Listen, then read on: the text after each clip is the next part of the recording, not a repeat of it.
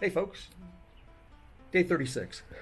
As I think I mentioned, we're doing a couple of Neros here in Chester, and right now we've been hanging out at the library outside because it's closed today. However, their internet speed here is 30 times faster on upload and 10 times faster on download than anything else we found in town, including our hotel.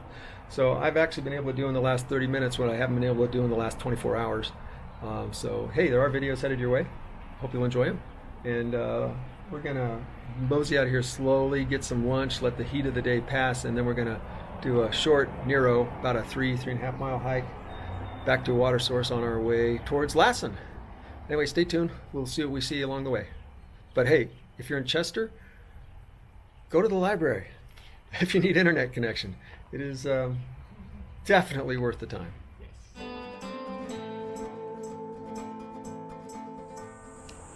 Well, friends, we are back on trail. We're at the trailhead, so you can see the cars going by.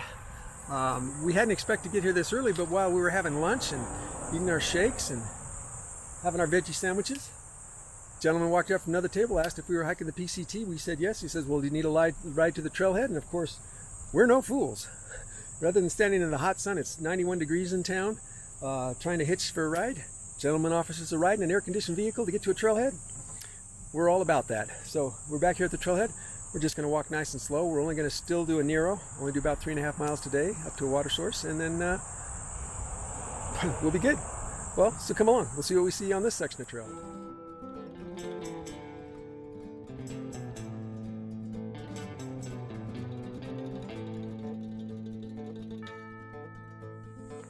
Well, I have to say that Chester is a more friendly hiker town than I expected. Based on what we'd heard, and based on how hard it was for us to get a ride into town, I thought it wouldn't be that good. But, you know, even at the trailhead, after we'd been dropped off, another trail angel came up and asked us if we want some cold drinks to pack out. She was just hanging out at the trailhead because she knew hikers were coming through and it was a hot day. So, Chester's okay. Keep it on my list.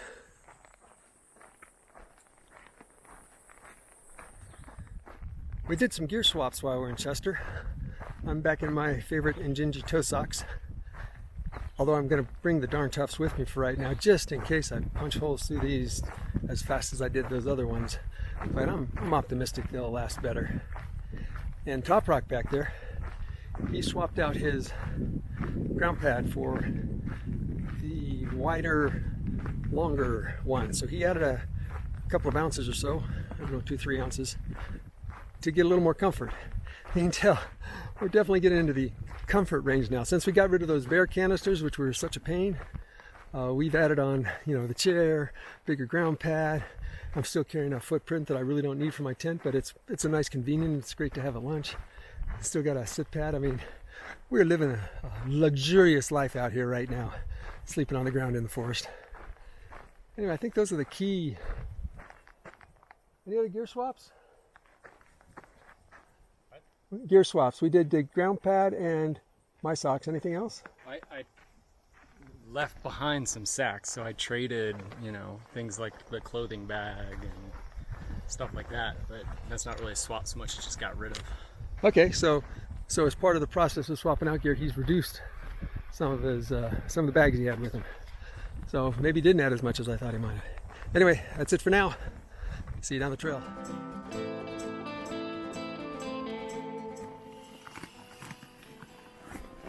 And here's Ken with his new air pad.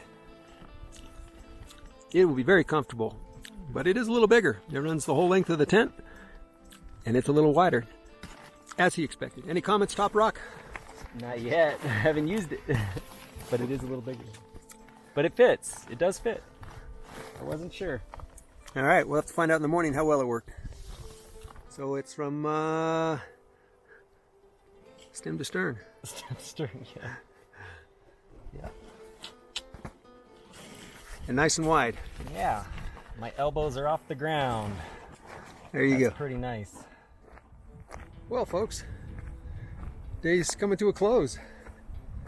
Pretty short on video today. And film wasn't really a whole lot to show you. it's a Nero, so we weren't going that many miles. All trails recorded 4. But it's mostly a walk in the woods. Except for this one place where we're at right now, which is Stove Spring. And here's the pond right before it, and I'm going to walk over here and get some water. Here's the spring, and someone's taken the time to put in a nice angle bar. Makes it really easy for us to get water. That's like the most exciting thing of this part of the trail. The rest of it's just a nice walk in the woods. So tomorrow's going to be a little more challenging.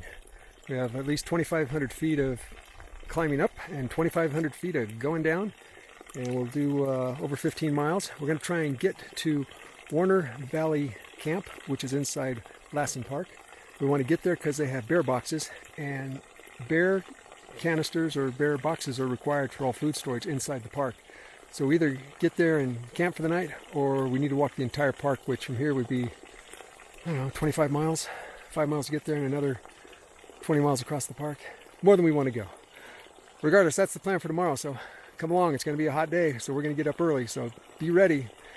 As soon as you see that first crack of dawn coming tomorrow morning, we're going to be waking up and going, so be ready. Happy trails and fair winds.